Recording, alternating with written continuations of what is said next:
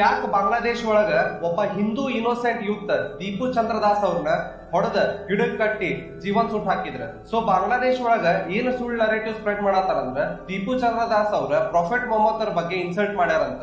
ಸ್ವಲ್ಪ ಜನ ಹೇಳೋ ಪ್ರಕಾರ ಕರೆ ಏನೈತಂದ್ರ ಅವ್ರ ಕೆಲಸ ಮಾಡೋ ಜಾಗದಾಗ ಒಬ್ಬ ಮುಸ್ಲಿಂ ಕೋವರ್ಕರ್ ಜೊತೆ ಪರ್ಸನಲ್ ಜಗಳ ನಡೆಯತಿತ್ತಂತ. ಸೊ ಮುಸ್ಲಿಂ ಕೋವರ್ಕರ್ ಗೊತ್ತಾತ ಈ ಜಗಳ ಮುಗ್ಸಾಕ್ ಆಗಂಗಿಲ್ಲ ಅಂತ.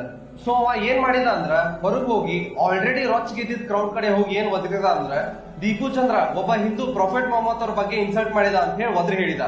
ಸೊ ಫಸ್ಟ್ ಗೆ ಆ ಕ್ರೌಡ್ ಇಂಡಿಯಾದವ್ರ ಅವ್ರ ಲೀಡರ್ ಶರೀಫ್ ಓಸ್ಮಾನ್ ಹಾದಿ ಅವ್ರನ್ನ ಹೊಡೆದಾರ ಅಂತ ಹೇಳಿ ರೊಚ್ಚ ಗೆದ್ದಿರ್ತಾರ.